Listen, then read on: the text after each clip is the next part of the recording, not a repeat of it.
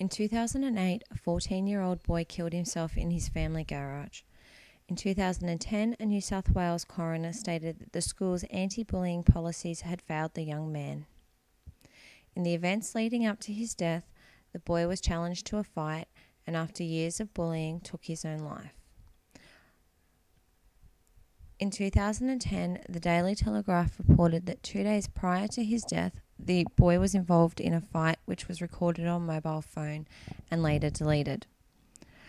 The New South Wales coroner recommended a reform to the current 407-page anti-bullying policy as it is an information overload for staff. Instead, he suggested a policy which gives clear advice on suspension and contacting police regarding assaults or threatening behaviour online or by phone. Further to this, he recommended a dedicated email, SMS, phone line or chat room for parents and students to report bullying. Currently, the New South Wales Department of Education and Training are reviewing the coroner's recommendations. James Cook University explained that bullying is caused by self-concept issues and the desire to be powerful. Many bullies would see themselves as dominant to their victim and feel power over them. It could be suggested that bullying is caused by a dominant person or group attempting to maintain power. A perceived weakness or difference may be one of the causes of bullying. Therefore, it is important to understand the concept of difference. Holmes, Hughes and Julian explain that difference describes the situation of otherness. This otherness is something which all people have on their personal axis of identity. McMaster and Austin explain that each person has an axis of identity for race, gender and class. People will identify firstly with those perceived as the same. Those further along the axis are perceived as an other. It could be suggested that a victim of bullying is seen as other, and persons wishing to gain dominance exploit the differences to their benefit. The event previously described enables a teacher to draw out a number of issues. Firstly, awareness of teacher and student subjectivities, which as Naylor describes as being the conscious and unconscious thoughts and emotions about our sense of the world and how it works.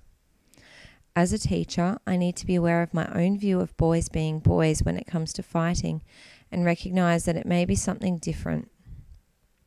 It is important that my own subjectivities are understood and do not affect the messages I am trying to send. Another issue to be taken from the event is to acknowledge and accept difference within the community. Australia is considered multicultural.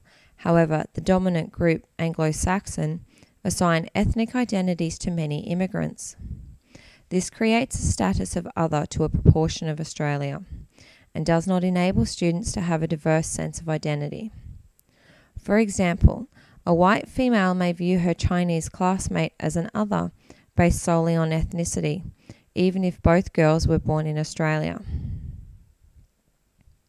The event also enables a teacher to address self, other, and sameness within the community, understanding of why we view people as different, acceptance and tolerance of those perceived as difference, and examine where students see themselves on an axis of identity.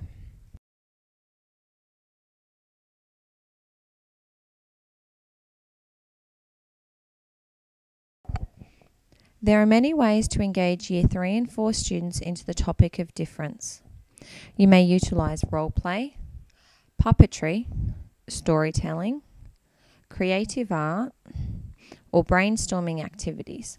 For example, prompting students with questions such as, what is different about your neighbourhood to X's? What is different about the city and the country? What is different about Australia and the world? Expanding on their answers will allow students to develop a better sense of difference. As the aim of the lesson is to explore difference and diversity, you may also wish to allow students to design a lesson about the topic for their peers. While students are engaging in activities that explore difference, ideally the lessons will continue throughout the school year, enabling students to gain a better understanding of their identities as they develop. After participating in lessons about difference and diversity, it is hoped that students will be able to demonstrate their understanding of difference in society, understand their position on the axis of identity relating to difference, acknowledge that difference is part of society, communicate their understanding of why we view people as different, and dismiss negative aspects of difference.